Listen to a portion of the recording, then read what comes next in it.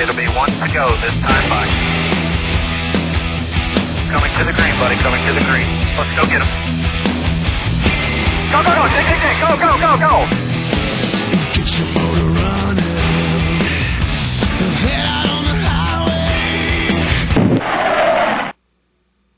Ladies and gentlemen, thank you for standing by and welcome to the NASCAR CAM video teleconference. At this time, all participants are in a listen-only mode. In a few minutes, we will conduct a question-and-answer session. Instructions on procedure will be given at that time. As a reminder, this conference is being recorded.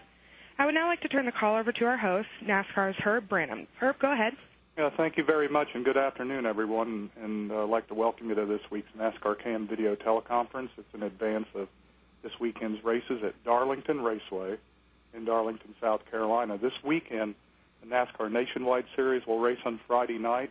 That's the Diamond Hill Plywood 200. Then on Saturday night, the NASCAR Sprint Cup Series will race at the Dodge Challenger 500. Have a very special guest today joining us live from the NASCAR Research and Development Center in Concord, North Carolina, and that's Jeff Burton, driver of number 31 AT&T Mobility Chevrolet for Richard Childress Racing in the NASCAR Sprint Cup Series.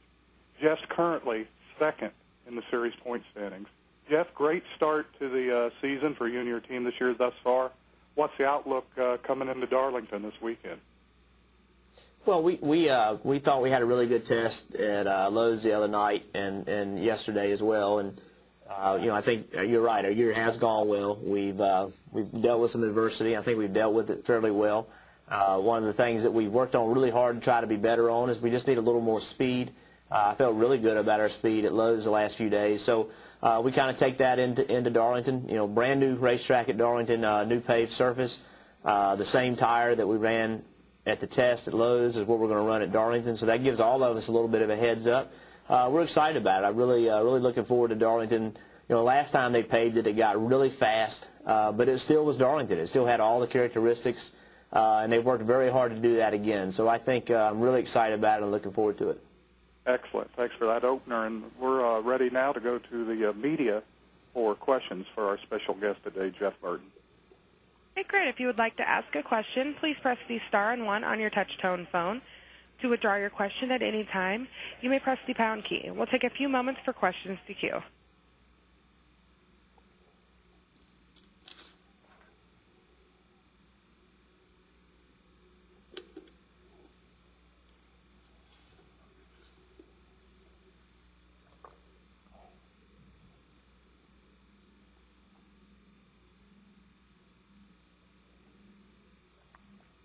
And we'll take our first question from Tony Fabrizio of the Tampa Tribune. Go ahead, please.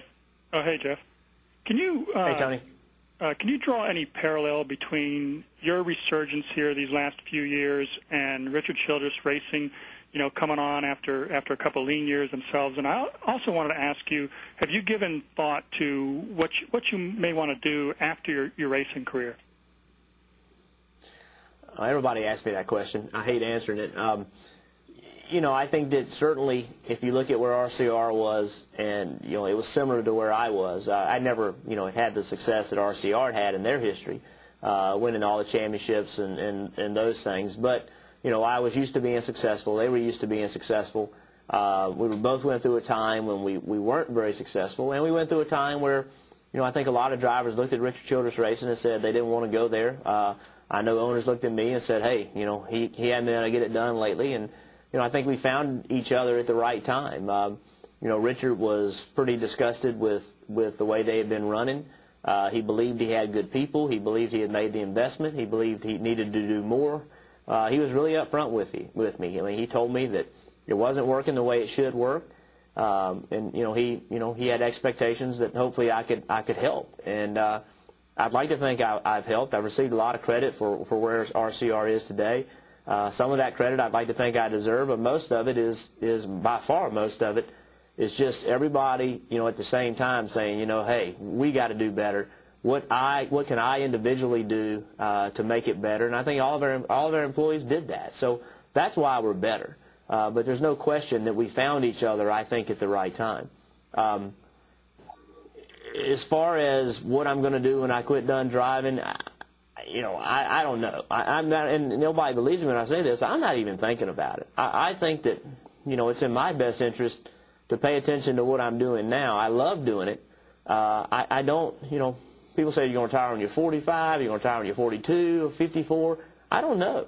All I know is I love what I do. I have a passion for what I do. I do it with enthusiasm.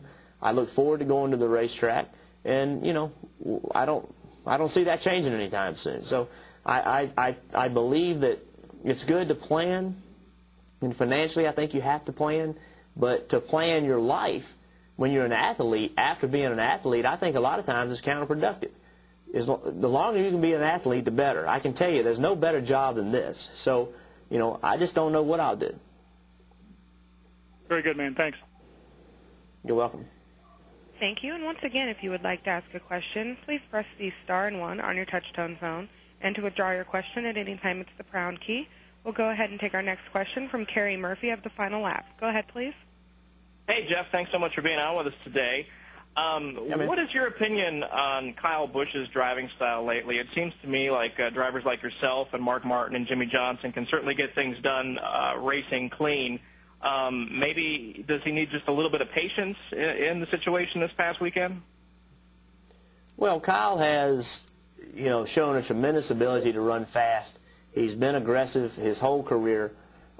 He's been in a few things this year that probably he did push the limit too far, and he would acknowledge that. But he is an aggressive driver. He's a guy that's going to drive it in there and hope that it works out. He's a guy that races you hard. He has always raced me exceptionally clean. We have a very good racing relationship. So that's all I have to go on. I have seen him do some things that I would like to think he wouldn't do to me, and he hasn't.